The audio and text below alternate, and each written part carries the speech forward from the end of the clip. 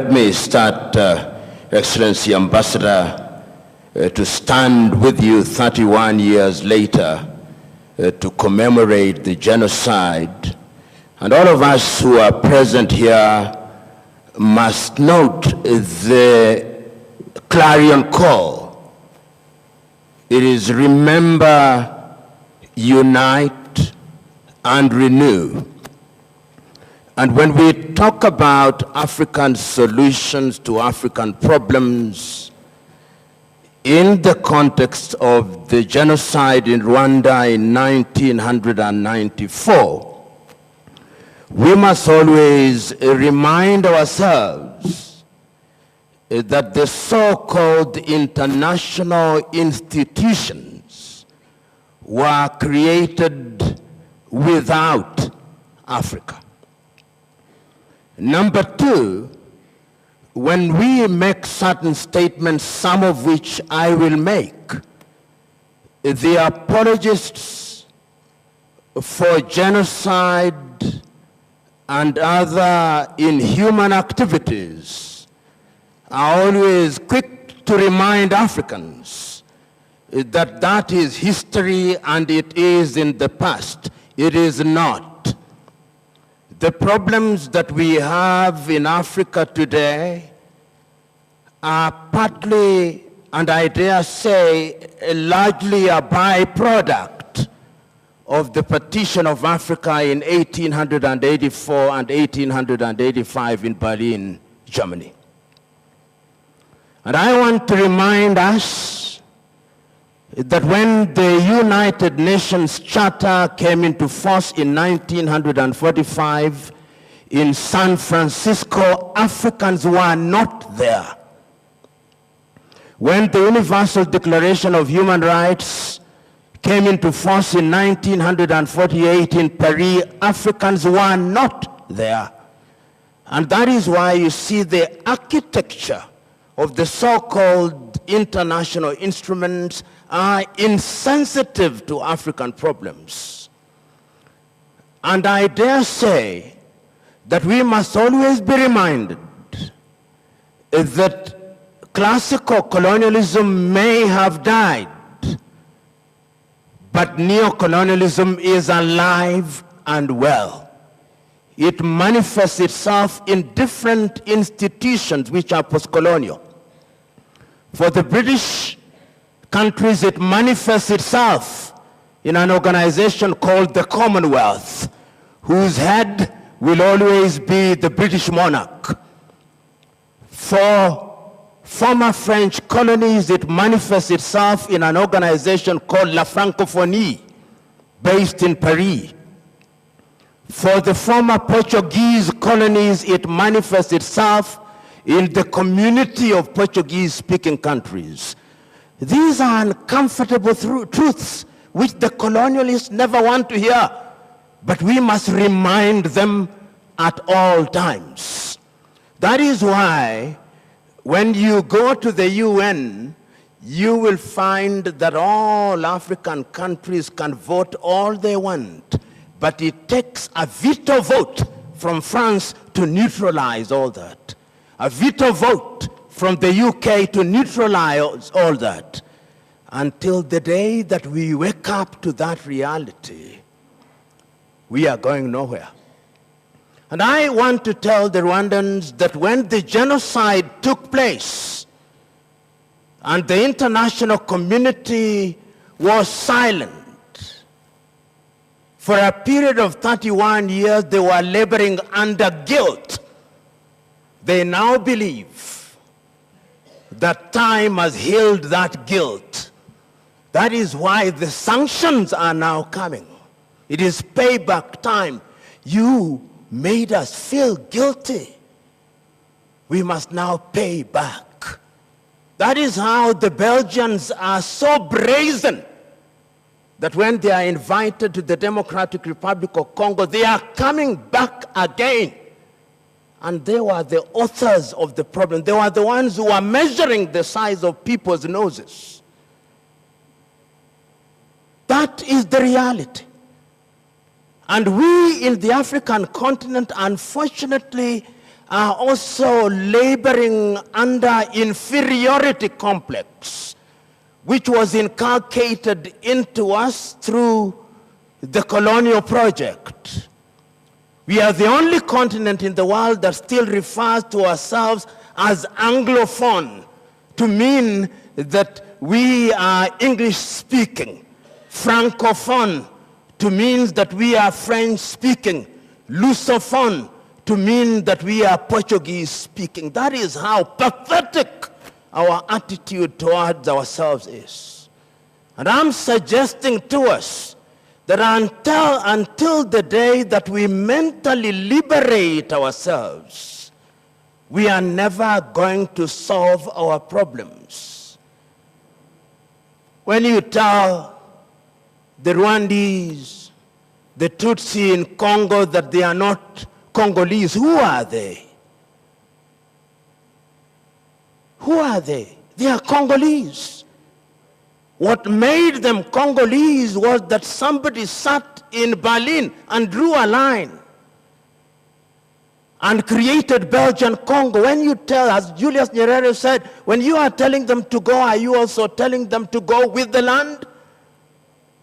These are the realities.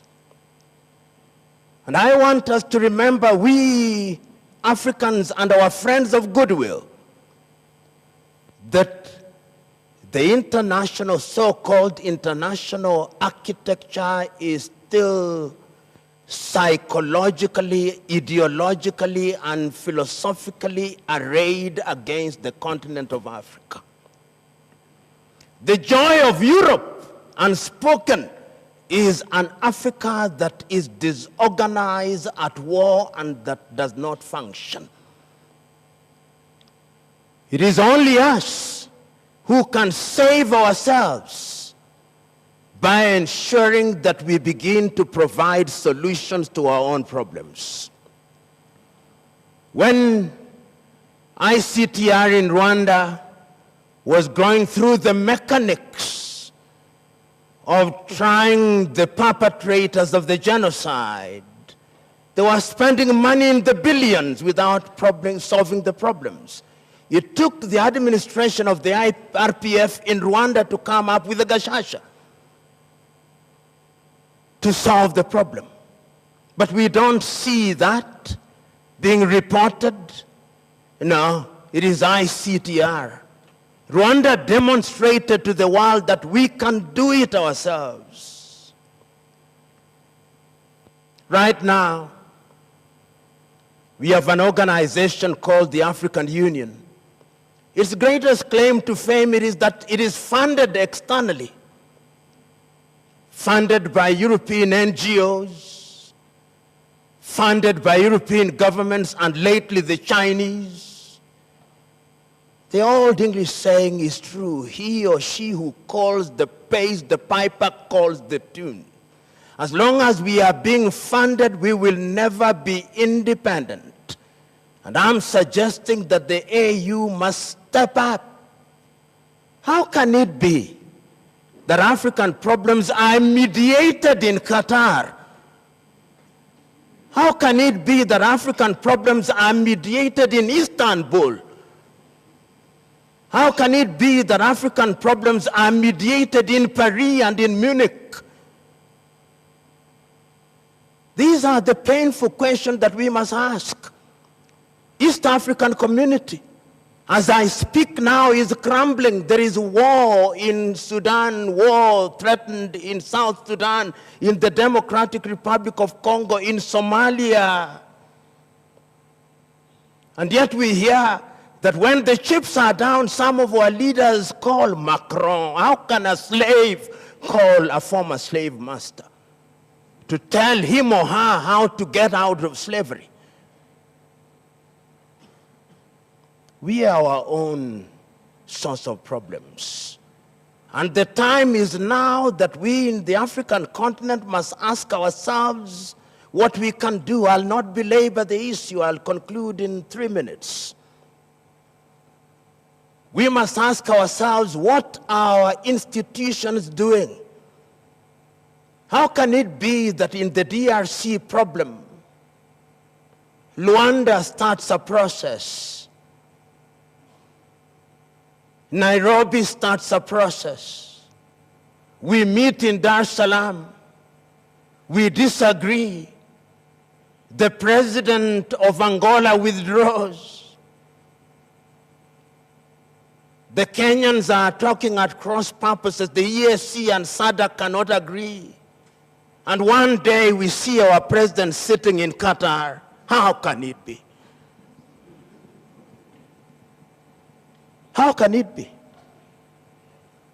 How can it be that the chairman of the AUC, what he does is to issue some sterile pro forma statements and does not send a serious mission into the heart of Kinshasa? How can it be that nobody is condemning the invitation of Belgium, a former colonizer, to come and kill Africans again after King Leopold of the Belgians killed 15 million? How can it be?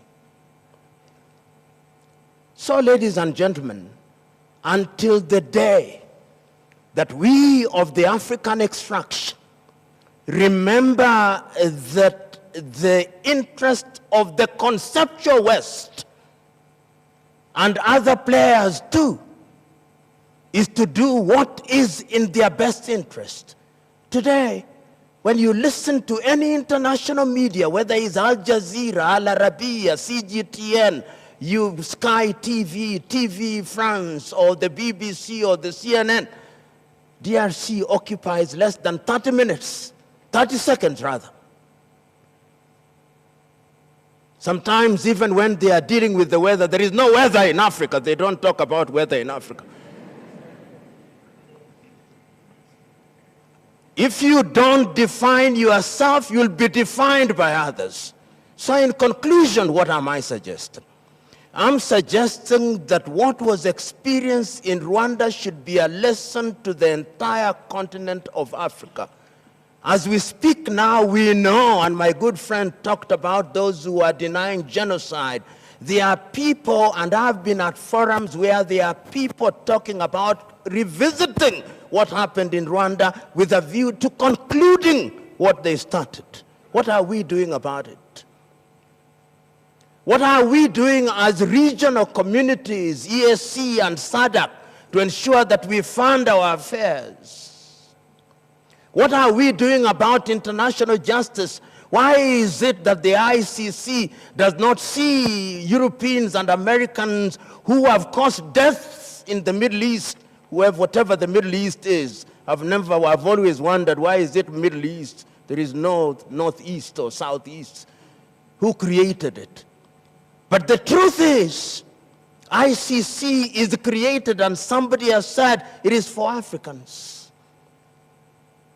That is why you can have a warrant of arrest against anybody else. They'll not be arrested. It's against weak countries. At least Philippines falls in that category. Their former president is there. Can't we have an African body that is functional? There is one in Arusha, but is weak, and Morocco has just withdrawn from it. What are we doing about it? In the area of justice, we must go in the direction of solving our problems.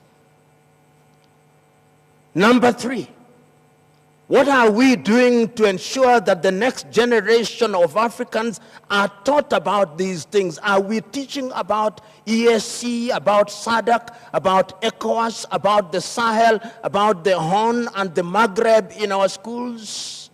What are we teaching about history in our schools? When we talk about genocide, what is the AU doing about it? Or is about meetings and conferences and workshops and symposia sponsored by European NGOs? Ladies and gentlemen, I'm telling you what you know. Wisdom requires that I do not belabor the issue. The concluding remark is that we Africans must now ensure that we begin to de-emphasize the Berlin boundaries.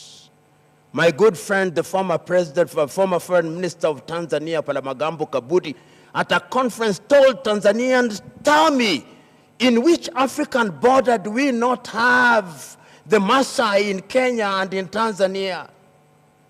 Where do we not have the Wahaya in Tanzania and in Kenya? Where do we not have the people, the Wanyamwezi in Mozambique and in other parts of Africa? That is the reality of Africa.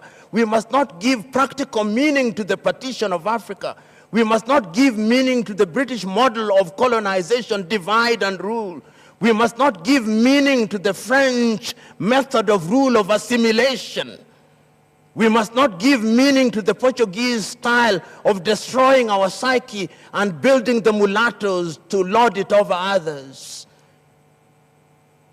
Fellow Africans and friends of goodwill here, until the day that we wake up and begin to do things ourselves, we are going nowhere.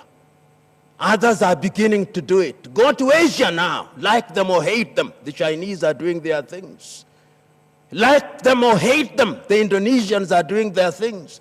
Like them or hate them, the Vietnamese are doing their things. Like them or hate them, the Indians are doing their things. Like them or hate them, the Brazilians are doing their things. The time is now for us to do our things. Only then will we be at the dinner table of civilization and humanity, not as waiters, but as diners. God bless you. PLO, earlier you highlighted on African solutions to African problems. And most of these organizations that we have, whether it's the African Union, we had them even during the 1994 genocide against the Tutsi. And now I want to ask you, looking back in back then at 1994, what were the key failures of African institutions in preventing or stopping the genocide? Thank you very much, Chair. African institutions have always been weak. In 1984, we had the Organization of African Unity as the continental body. And its institutions were weak even at that time. You remember when the OAU came into being in 1963, its key agenda was decolonization. After that, very little was done to make the OAU a body that was relevant to the reality in the continent of Africa.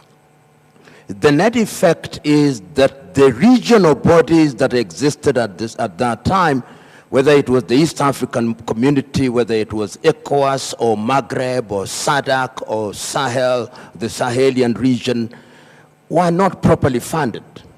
And once again, we were divided. And this is our Achilles heel, that Africa is always divided and does not read from one page. And in 1994, African voices were eloquent in their silence. Had African countries intervened at that time, perhaps what happened would not have happened. So weakness is part of our problem. Number two, we are susceptible to manipulation. And this manipulation comes about because we are easy to divide. We are divided along those linguistic lines of Francophone, of Lusophone, and of course of Anglophone. And number three, we have this bastardized idea of sovereignty.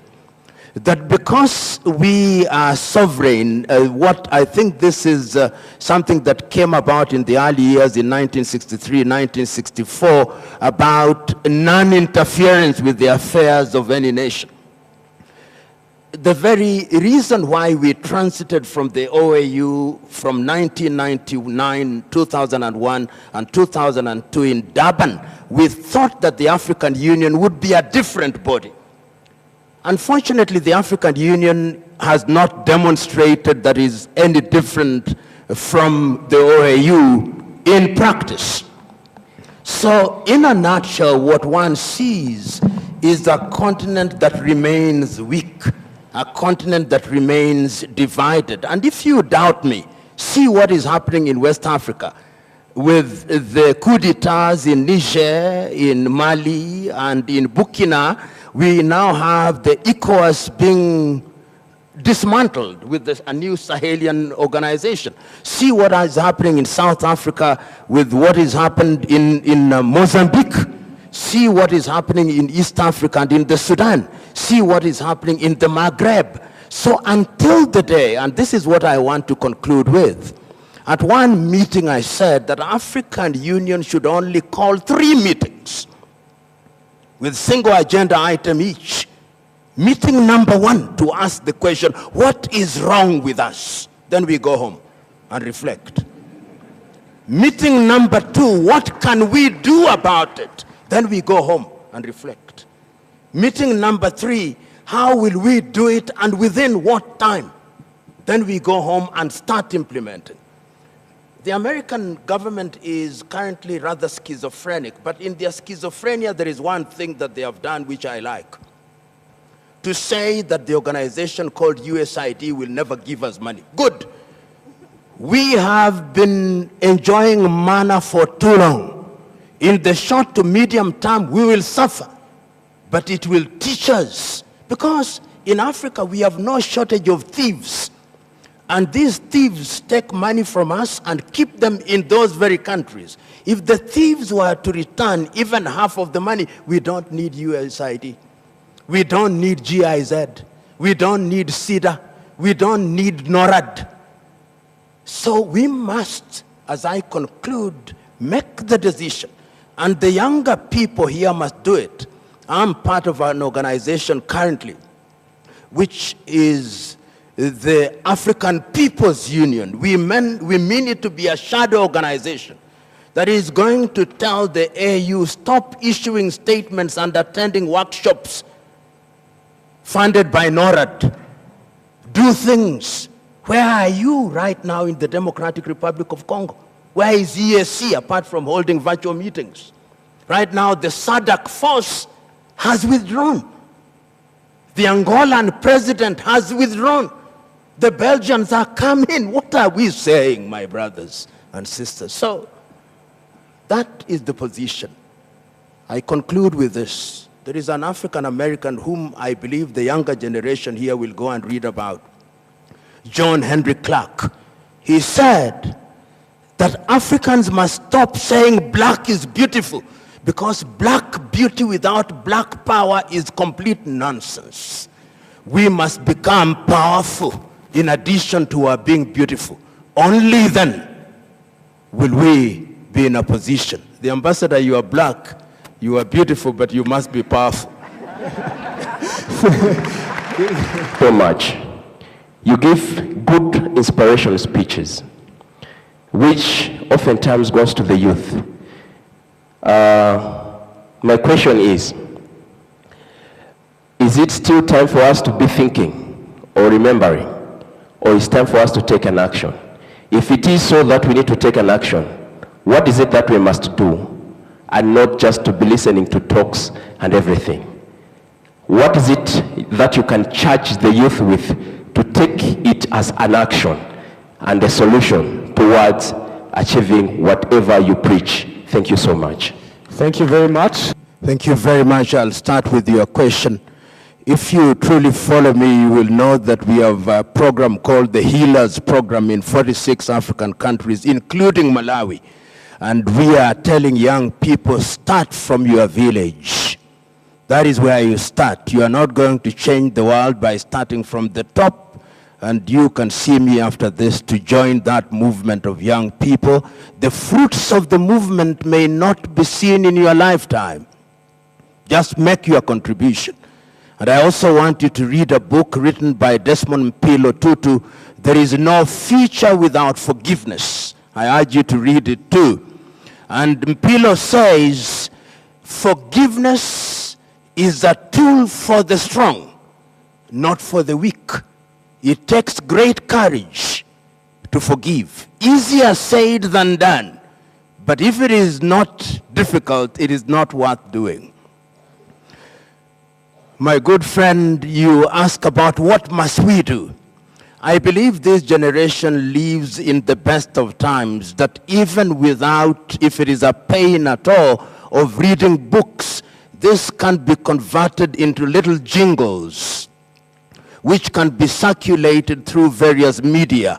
And I believe if it touches the hearts of only a few, that is the contribution that you will make.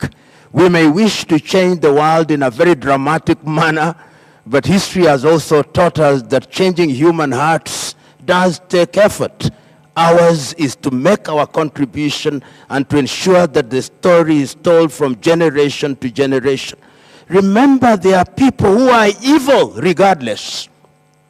But as long as those who want to do good are in the majority, they will be neutralized. That is what we must do going forward.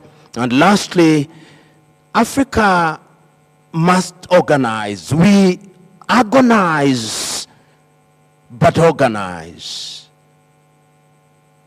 A lady called Wangari Maathai made reference to a little bird called the hummingbird. And he said the hummingbird simply brings a little water when there is fire. That is the contribution that you must make. And lastly, all the young people who are here, I urge you to read a poem written by Khalil Gibran. It is a poem by Khalil Gibran, who is a Lebanese American. It is called Fear. I'll not tell you what it says, but in a nutshell, it tells us, be a part of a larger movement and make a contribution. Don't be a person who does not want to make a contribution, however little. Those are my thoughts. Thank you.